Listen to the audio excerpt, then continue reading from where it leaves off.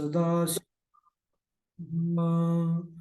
लंबोदरं परमसुन्दरमेकदन्तं रक्ताम्बरं त्रिनयनं परमं पवित्रम् ओद्दद्दिवाकरनिभोज्ज्वलकान्तिकान्तं विघ्नेश्वरं सकलविघ्नहरं नमामि। नमः परमहंसास्वादितचरणकमलचिन्मकरन्दाय भक्तजनमानसनिवासाय श्रीरामचन्द्राय कृष्णत्वदीयपदपङ्कजपञ्जरान्ते अद्यैव मे विशतु मानसराजहंसः प्राणप्रयाणसमये कफवातपित्तैः कण्ठावरोधनविधौ स्मरणं कुतस्ते। ध्याये नित्यं महेशं रजतगिरिनिभं चारुचन्द्रावतंसं रत्नाकल्पोज्ज्वलाङ्गं परशुमृगवरा वेतिहस्तं प्रसन्नं पद्मासीनं समन्तास्तुतममरगणैर्व्राघ्रकृत्यं वसानं विश्वाद्यं विश्वबीजं निखिलभयहरं पञ्चवक्त्रं त्रिनेत्रम् करचरणकृतं वा कायजं कर्मजं वा श्रवणनयनजं वा मानसं वा अपराधं विहितमविहितं वा सर्वमेतत्क्षमस्व। जय जय करुणाब्धे श्री महादेव शंभो। श्रीलक्ष्मीनाथ समारंभां नाथयामुनिमध्यमाम् अस्मदाचार्यपर्यन्तां वन्दे श्रीगुरुपरम्पराम्। अंजनानंदनम वीरम जानकी शोकनाशनम कपीसमक्षहंतारम वंदे लंका भयंकरम। भक्ति भक्त भगवंत गुरु चतुर्नाम वपुएक इनके पद वंदन किए नाशत विघ्न अनेक। बोले साम्ब सदाशिव भगवान की जय। पावन शिव महापुराण की जय। परम मंगलमय परात्पर अखिलेश्वर अचिंत कल्याण गुणगण निधान सर्वेश्वर सर्वाधिपति श्रेष्ठ आचरणवान प्रजा के सुखदाता विज्ञान के पूर्ण ज्ञाता देवाधिदेव जगत नियंता जगदीश्वर पंच तत्वोत्पादक विश्वेश्वर मंगल करता श्री श्याम सदाशिव भगवान के पावन चरणारविंदों पर कोटि नमन नतमस्तक वंदनीय भव अभिनंदन। पराम्बा भगवती जगदीश्वरी शंकर शिव प्राण वल्लभा जगत जननी माँ जगदम्बा माता पार्वती जी के पावन चरणारविंदों पर कोटि प्रणति।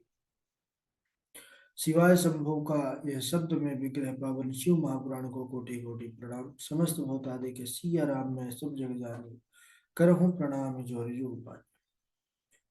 हम सब बड़भागी हैं कि इस शिव कथा मंदाकिनी पर स्नान करने का गोता लगाने का लाभ प्राप्त कर रहे हैं।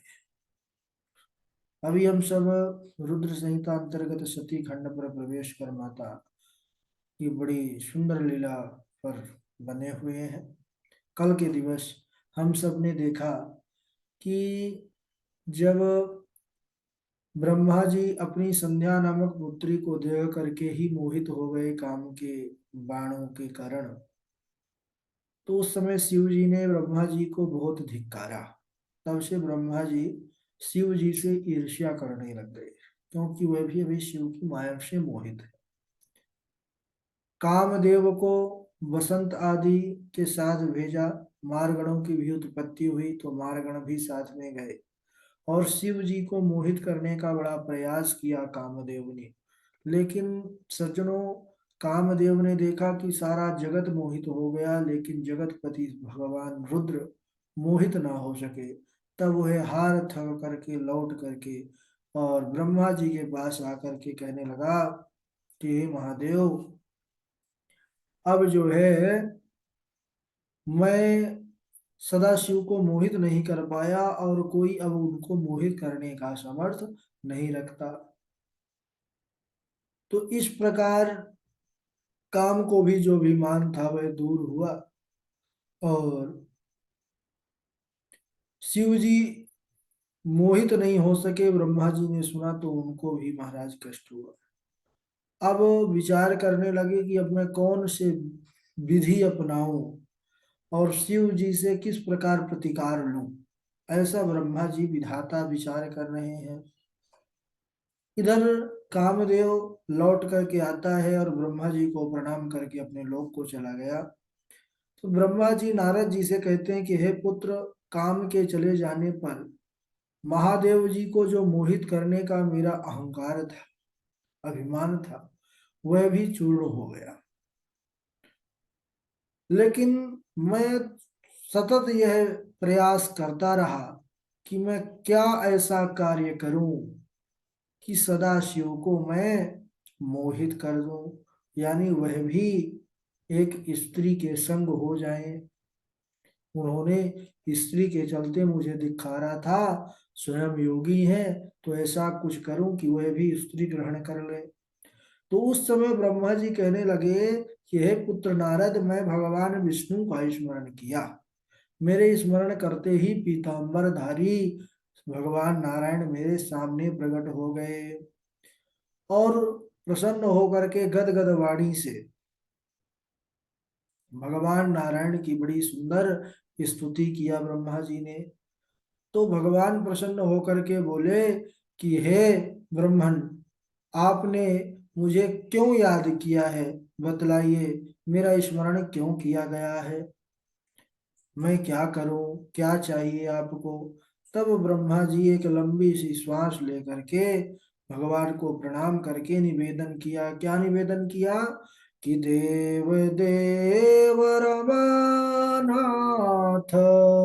मदवार्तां शृणु मानदा श्रुत्वा च करुणां कृत्वा हर दुःखं कमावह। आहा। हे देव देव, हे रमानाथ, आप कह रहे हैं कि मैं क्यों स्मरण किया हूं, तो सुनिए महाराज। हे आनंद स्वरूप भगवान, दया करके आप मेरा दुख दूर करें और मुझे सुखी करें, क्योंकि आपके अतिरिक्त कोई मेरी सहायता नहीं कर सकता। भगवान विष्णु ने कहा क्या बात है। ब्रह्मा जी ने कहा कि मैंने भगवान सदा शिव को मोहित करने के लिए मारगण के सहित कामदेव को भेजा था। कामदेव वसंत आदि परिकर के साथ गया था, लेकिन महाराज वह काम भी निराश होकर के लौट आया।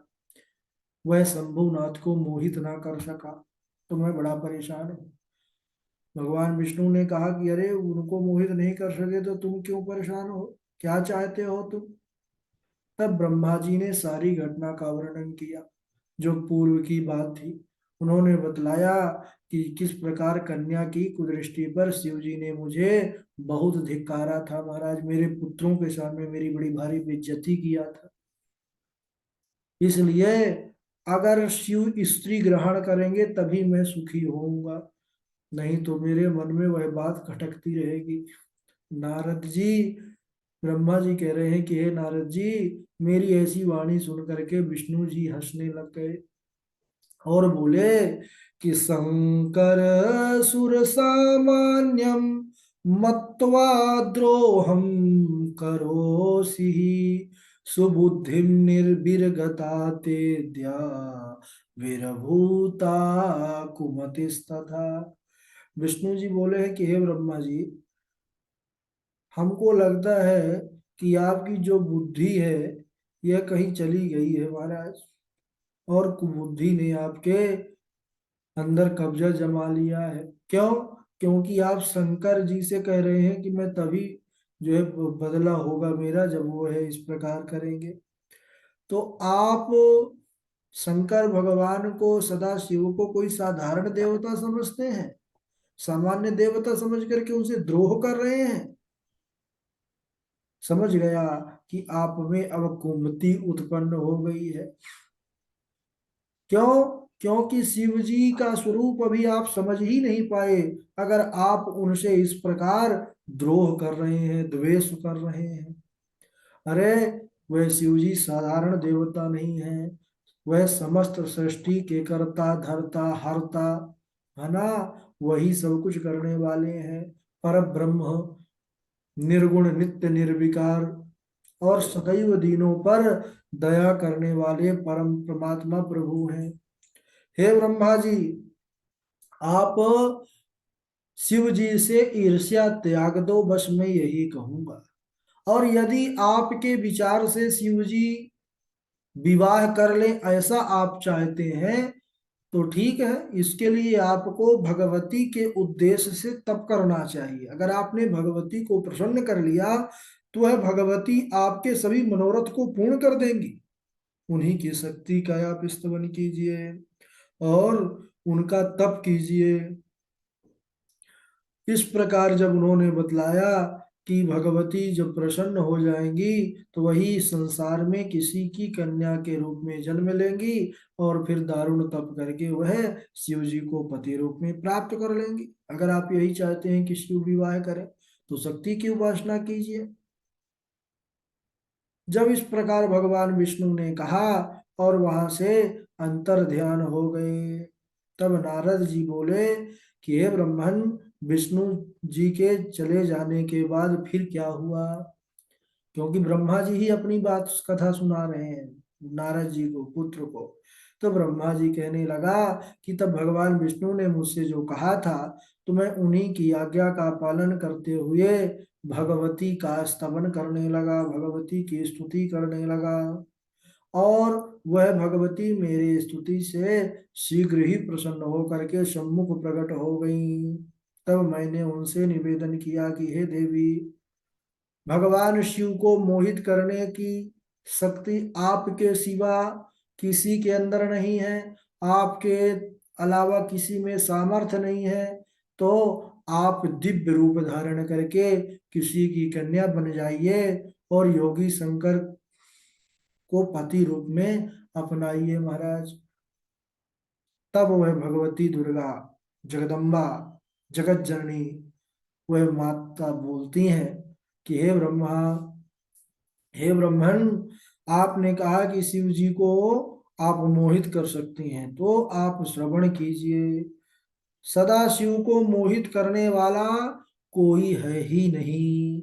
मैं भी उनकी जो है उनको मोहित करने की शक्ति नहीं रखती हूँ, लेकिन मैं प्रयत्न अवश्य करूंगी क्योंकि आपने मेरी स्तुति किया है। और मैं ऐसा ही करूंगा, वो करूंगी जिससे शिव जी मेरे साथ विवाह कर लेवे। मैं एक स्त्री के रूप में, कन्या के रूप में संसार में जन्म ग्रहण करूंगी और फिर शिव जी की अर्धांगिनी बनूंगी। ऐसा कह करके जगदम्बिका भी अंतर ध्यान हो जाती हैं। अब यहाँ पर देवताओं के द्वारा समझाने पर दक्ष, क्योंकि दक्ष के कन्या के रूप में भगवती अवतीर्ण होंगी, तो दक्ष को भी अब भाई तपस्या करना पड़ता है, बिना तपस्या के कुछ नहीं प्राप्त होता। तो दक्ष भी बड़ी तपस्या करने लग गए और दक्ष की आराधना से फिर जगदम्बा उनके सम्मुख भी प्रकट हो गई और प्रसन्न होकर के वर दिया कि मैं तुम्हारी पुत्री के रूप में उत्पन्न होंगी और कठिन तप करके शिव जी को प्राप्त कर लूंगी, उनकी पत्नी बन जाऊंगी। और फिर जगदम्बा वहां से भी अंतर ध्यान हो जाती हैं सज्जनों। इधर ब्रह्मा जी दक्ष को आज्ञा देते हैं कि अब सृष्टि का विस्तार करो। और मैथुन सृष्टि के हेतु दक्ष ने पंचजन्य की पुत्री अस्कनी से विवाह किया और वीरण की कन्या वीरणी से के साथ विवाह हुआ।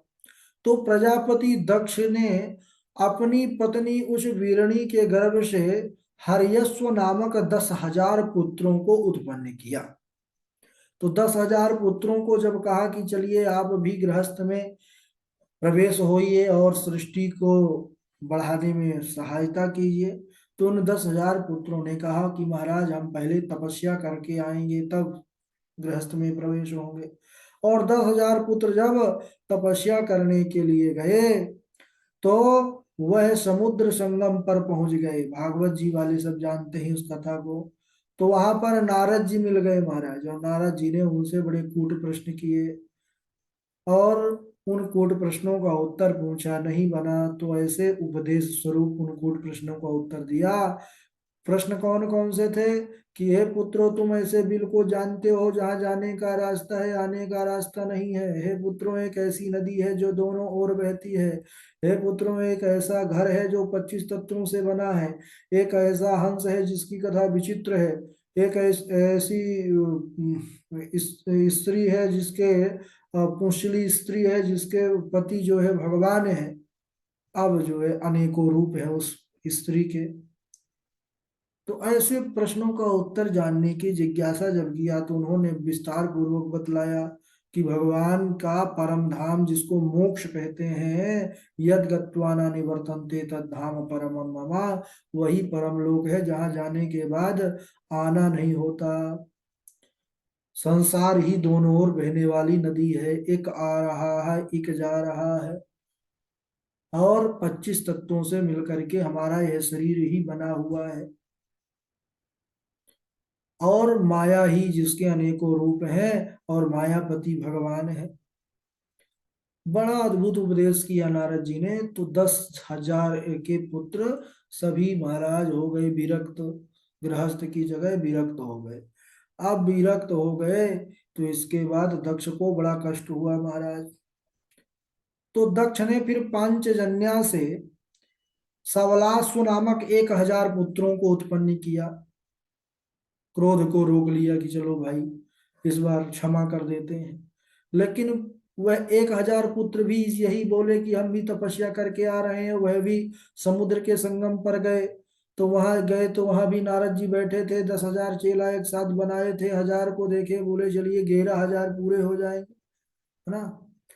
तो जैसे ही उनको भी 1,000 को चेला बना दिया, वैसा उपदेश दे करके तो इधर दक्ष ने दुखी होकर के अब श्राप दे दिया नारद जी को कि आज से नारद जी एक स्थान पर जो है कुछ देर से ज्यादा रुक ही नहीं सकते महाराज।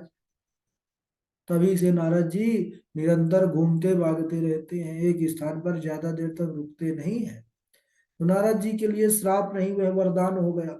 एक स्थान पर रुकते थे तो 10-11 हजार बना पाते थे चेला, अब रुकेंगे तो महाराज करोड़ों लोगों का उद्धार नारद जी किए फिर। तो इस प्रकार जो लीला परमात्मा करते हैं वह बढ़िया ही करते हैं। इसके बाद ब्रह्मा जी कहने लगे कि हे पुत्र नारद, तो दक्ष को फिर मैंने बहुत समझाया, और समझा बुझा करके उसका शोक दूर किया, और तुम्हारे प्रति जो क्रोध था उसको भी मैंने शांत कराया। ब्रह्मा जी कथा सुना रहे हैं नारद जी को। फिर दक्ष की 60 कन्याएं हुई, और भगवती भी उसके घर अवतीर्ण हुई, और दक्ष ने नाम उनका क्या रखा? सती नाम रखा। तो सती तो जानते ही हैं, सती चरित्र भी बढ़िया आएगा। ब्रह्मा जी बोले कि जब वह सती कुमारावस्था को त्याग करके युवावस्था को प्राप्त भई, तो उनके पिता दक्ष उनके विवाह की चिंता करने लगे कि भाई कन्या अब बिटिया बड़ी हो गई है। तो उमा फिर शिव जी की प्राप्ति के लिए उनकी आराधना करने लगी, तपस्या करने लगी सती मैया। और सती ने बड़ा सुंदर भगवान का तप किया है, बड़ा दारुण तप किया है। इधर ब्रह्मा विष्णु आदि देवता भी भगवान कैलाशपति के पास पहुंच गए, और कहने लगे कि हे प्रभु, असुरों के संहार के निमित्त और जगत के कल्याण के निमित्त हम सबको बारात करा दीजिए, यानी अपना विवाह कर लीजिए। और स्तुति करने लगे तो भक्त वत्सल भगवान शंकर ने कहा तथास्तु, सब बारात के लिए तैयार हो जाइए। और सबको फिर भगवान ने विदा किया। तो हम भी अब भगवान का जो विवाह होगा सती मैया के साथ, उसके बाद फिर पार्वती जी के साथ जो भगवान का विशेष विवाह है, क्योंकि सती फिर थोड़ी ही समय पर अपने शरीर को त्याग देती हैं लीला करते हुए, फिर पार्वती रूप में आती हैं, सदा सदा के लिए उनकी अर्धांगिनी बन जाती हैं। आज यहीं तक, बोलिए सदाशिव भगवान की जय। अब बड़ी सुंदर सुंदर चरित्र है, अब कथा वाले चरित्र है। पहले तो ऐसा था कि ज्ञान विज्ञान वाला था, सब लोग जो है नहीं समझ पाते थे सुनने में भी, क्योंकि आजकल कथा चरित्र ही सुनते हैं। लेकिन बहुत बढ़िया है शिव पुराण ज्ञान की दृष्टि से। तो आज यहीं तक, इसके आगे अगले दिवस श्रवण करेंगे। सदाशिव भगवान की जय। बारी बारी से श्लोक सुनाएंगे, आप लोग जल्दी जल्दी जुड़ा करें, बहुत लेट जुड़ते हैं। परशुराम जी पहले सुना देंगे, फिर कार्तिक जी हैं, डॉक्टर साहब हैं, धरना चैतन्य जी हैं। चलिए। प्रथमं शिवो भावं कौमाराख्यो द्वितीयकः तृतीयो यौवनो भावश्चतुर्थो वर्धकस्तथा तृतीये त्वं संप्राप्ते वयोभागे शरीरिणः सकामः द्वितीयान्ते भविष्यन्ति क्वचित् क्वचित्। राधे राधे। हाँ राधे। राधे राधे पूछिए चरण स्पर्श। हाँ जी कार्तिक जी। जी। उत्पन्नमात्र देवेश प्राणिनोऽस्मिन् भुवस्थले न भवन्तु समेनेव सकामाः सम्भवन्तु वे। प्रथमं शेषवो भावः कौमाराख्ये तृतीयकः तृतीयो यौवनो भावश्चतुर्थो वार्धक तथा वार्ध वार्धक तथा हम्म, तृतीये त्वर्थ संप्राप्ते वयोभागे शरीरिणः सकामास्युत्पीतियान्ते भविष्यति क्वचित् क्वचित्। धन्यवाद गुरुजी। ठीक है। राधे राधे गुरु जी। हाँ डॉक्टर साहब राधे राधे। प्रथमं शैशवो भावे कौमाख्यो द्वितीयकं तृतीयो यौवनो भावश्चतुर्थो वार्धक्स्तथा तृतीये त्वत् संप्राप्ते वयोभागे शरीरिणः सकामा अशुद्ध द्वितीयांते भविष्यति क्वचित क्वचित। राधे राधे गुरु जी। राधे राधे। धारणा चैतन्य जी हैं। राधे राधे आचार्य जी। हाँ। उत्पन्नमात्रदेवेश प्राणिनोऽस्मिन् भुवे भुवस्थले न भवन्तु समेनैव सकाम सम्भवन्तु वै। प्रथमं शैवो भाव कौमाराख्ये द्वितीयकं द्वितीयो यौवनो भावः चतुर्थो वर्धकस्तथा तृतीये तृतीये सम्प्राप्ते वयोभागे शरीरिणः सकामास्युद्वितीयान्ते भविष्यति क्वचित् क्वचित्। राधे राधे आचार्य जी। हाँ राधे राधे। ठीक है आज वक्तव्य